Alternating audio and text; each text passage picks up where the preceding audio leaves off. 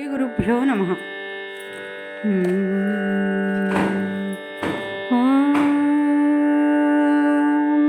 గురు బ్రహ్మ గురు విష్ణు గురుదేవ్ మహేశ్వరః గురు సాక్షాత్ పరబ్రహ్మ తస్మై శ్రీ గురవే నమః.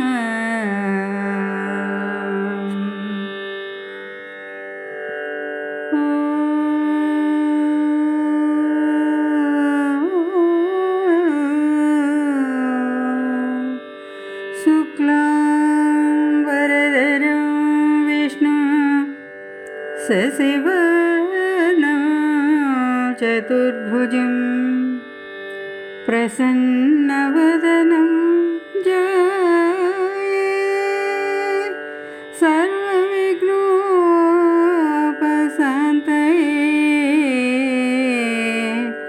సర్వవిఘ్నోపశాంతయే.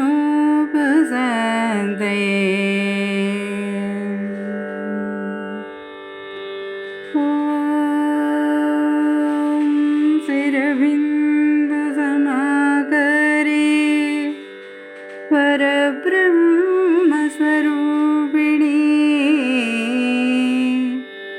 బాసరాపీఠ నిలయే సరస్వతీ నమోస్తుతే సరస్వతీ నమోస్తుతే.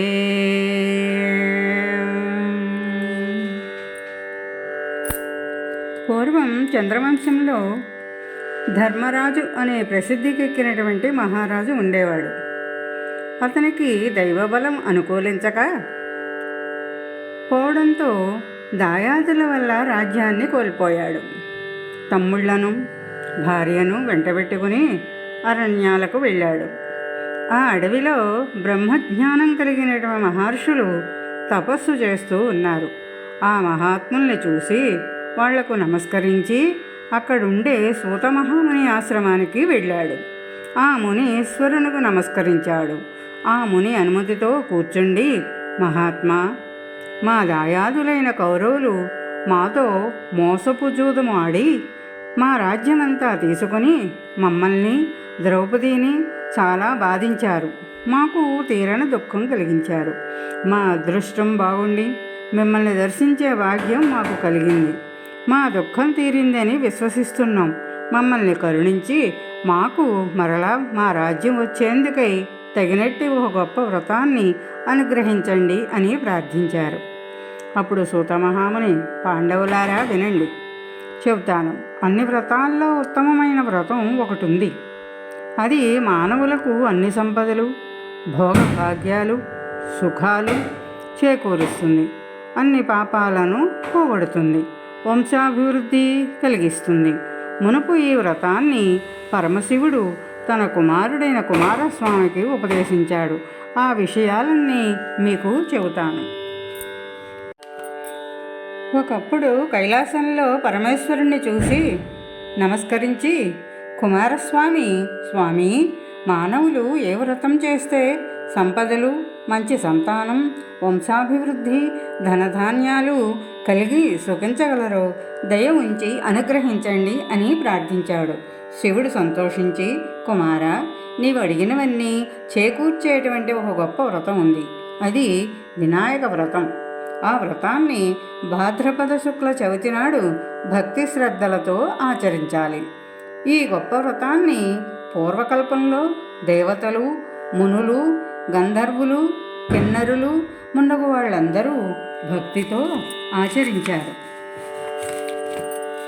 కనుక ఓ ధర్మరాజా, నీవు కూడా ఈ వినాయక వ్రతాన్ని నియమంతో ఆచరించు. నీకు జయం, రాజ్యం, సంపదలు అన్నీ తిరిగి లభిస్తాయి. ఈ వ్రతాన్ని ఆచరించి దమయంతి నలుణ్ణి భర్తగా పొందింది. శ్రీకృష్ణుడు ఆచరించి జాంబవతిని శమంతకమణిని పొందాడు. ఆ వృత్తాంతం చెబుతాను వినుము. పూర్వం సత్రాజిత్తు అనే రాజు సూర్యుని వరప్రభావంతో రోజు 8 బారుల బంగారాన్ని కలిగించేటువంటి శమంతకం అనేటువంటి దివ్యమణిని పొందాడు. సత్రాజిత్తు తమ్ముడైన ప్రసేనుడు ఈ మణిని తనకు ఇమ్మని కోరడంతో సత్రాజిత్తు అతనికి ఇచ్చాడు. ఆ మణిని ధరించి తన దగ్గరకు వచ్చిన సత్రాజిత్తును చూసి మణిని తనకిమ్మనమని శ్రీకృష్ణుడు కోరితే అతడు ఇవ్వనని చెప్పి వెళ్ళాడు. ఇలా ఉండగా ఒకరోజు ప్రసేనుడు ఈ మణిని ధరించి వేటకు వెళ్ళాడు. అక్కడ ఒక సింహం మణిని మాంసం మొక్కగా అనుకొని వాణ్ణి చంపి మణిని తీసుకుని పోతుండగా అక్కడ ఒక ఎలుగుబంట్ల రాజు ఆ సింహాన్ని చంపి ఆ మణిని తీసుకుని తన కొండ గుహలో ఉయ్యాలలో పరుండి ఉండేటువంటి తన కుమార్తె అయినటువంటి జాంబవతికి ఆట వస్తువుగా ఇచ్చాడు. ఆ ఎలుగుబంటే జాంబవంతుడు. ప్రసేనుని మరణాన్ని విని సత్రాజిత్తు కృష్ణుడే మణిని తనకి ఇయ్యలేదని తన తమ్ముణ్ణి చంపాడని ప్రకటించాడు. నిజానికి చంపింది సింహం, కానీ ఆ నింద కృష్ణునిపై పడింది. నింద పోగొట్టుకోవడానికై కృష్ణుడు మణిని వెతకడం కోసం అడవికి బయలుదేరాడు. అడవిలో పడి ఉండే ప్రసేనుణ్ణి సింహాన్ని చూచి అడుగుజాడలను బట్టి పోగా కొండ గుహను చేరాడు కృష్ణుడు. అక్కడ మణితో బంతి ఆట ఆడుకుంటున్నటువంటి జాంబవతిని చూశాడు. కృష్ణుడు ఆ మణిని తీసుకుంటుండగా అంతలో జాంబవంతుడు వచ్చి అడ్డగించాడు. ఇద్దరికీ 28 రోజులు పెద్ద యుద్ధం జరిగింది. జాంబవంతుడు చివరకు బలం కోల్పోయాడు. తనను ఇలా చేసినటువంటి వ్యక్తి ఆనాటి శ్రీరామచంద్రుడే అని గ్రహించి, స్వామి, తప్పు చేశాను, క్షమించండి. ఆ కాలంలో వరం కోరుకోమంటే తెలియక మీతో ద్వంద్వయుద్ధం కోరుకున్నాను. మీరు భవిష్యత్తులో నీ కోరిక తీరుతుంది అని అన్నారు. ఆనాటి నుండి మీ నామాన్నే స్మరిస్తూ ఇట్లా ఉన్నాను నేను. ఈ రోజుకు నా అదృష్టం వల్ల ఈ విధంగానైనా కోరిక ఫలించింది. నా దోషాన్ని క్షమించండి అని ఎంతగానో ప్రార్థించాడు. అందుకు శ్రీకృష్ణుడు సంతోషించి, జాంబవంత, శమంతకమణిని దొంగిలించాననే నిందను తొలగించుకునేందుకే నేను ఇలా వచ్చాను. ఆ మణిని ఇచ్చేయి, వెళ్తాను అన్నాడు. జాంబవంతుడు చాలా సంతోషించి శమంతకమణితో పాటుగా తన కూతురు జాంబవతిని కూడా కానుకగా ఇచ్చాడు. కృష్ణుడు శమంతకమణితో కన్యామణితో ద్వారకా నగరానికి వచ్చి సత్రాజిత్తుని పిలిపించి జరిగినటువంటి వృత్తాంతమంతా సభలో వివరించాడు. అంతా విన్న సత్రాజిత్తు తాను చేసిన తప్పిదానికి పశ్చాత్తాపడి మణితో పాటుగా తన కూతురైనటువంటి సత్యభామను కూడా ఇచ్చాడు. కృష్ణుడు మణి తనకు అవసరం లేదని చెప్పి సత్యభామను మాత్రం స్వీకరించి ఒక శుభముహూర్తంలో జాంబవతి సత్యభామల్ని పెళ్లి చేసుకున్నాడు. ఈ వినాయక చవితి నాడు పాలలో చంద్రుణ్ణి చూసినటువంటి కారణంగా నింద కలిగిందని, లంబోదరుడైన వినాయకుణ్ణి చూసి చంద్రుడు నవ్వగా కోపించినటువంటి పార్వతి, చంద్ర, చవితి నాడు నీ ముఖాన్ని చూసిన వాళ్లకు నిష్కారణంగా నిందలు కలుగుగాక అని శపించింది. చంద్రుడు బాధపడి పార్వతిని ప్రార్థించగా భాద్రపద శుద్ధ చవితి నాడు వినాయకుణ్ణి పూజించినటువంటి వాళ్లకు నిందలు తొలుగుతాయి అని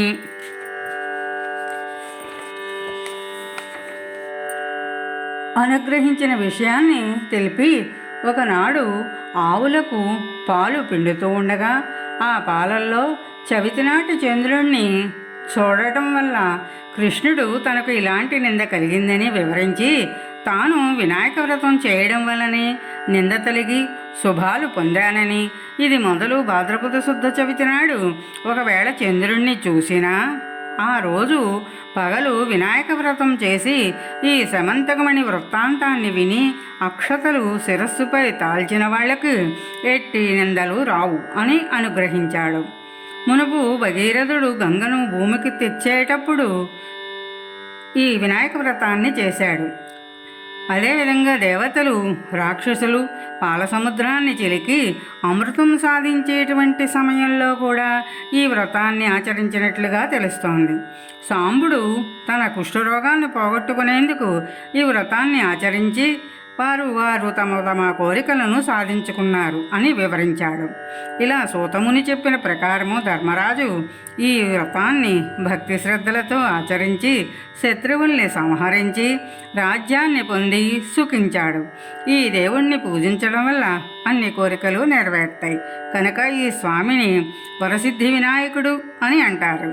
ఈ వినాయక స్వామిని పూజించడం వల్ల విద్యార్థులకు విద్య, జయం కోరే వాళ్లకు జయం, సంతానం కోరే వాళ్లకు మంచి సంతానం, భర్తను కోరే కన్యకు మంచి భర్త, ముత్తైదువునకు సౌభాగ్యం సిద్ధిస్తాయి. విధవ పూజిస్తే పై జన్మకు వైధవ్యం రానే రాదు. అన్ని వర్ణాల వాళ్ళు వయస్సుతో నిమిత్తం లేకుండా యథావిధిగా ఈ వ్రతాన్ని ఆచరించడం వల్ల వినాయకుని కృపతో అన్ని కార్యాలు ఫలిస్తాయి. కొడుకులు, కూతుళ్ళు, మనుమళ్ళు, మునిమనవాళ్ళు కలిగి వంశం వృద్ధి చెందుతుంది. గొప్ప సంపదలు కలుగుతాయి. అన్ని రకాల ఆటంకాలు తొలగి అన్ని పనులు త్వరగా విజయవంతం అవుతాయి అని చెప్పాడు.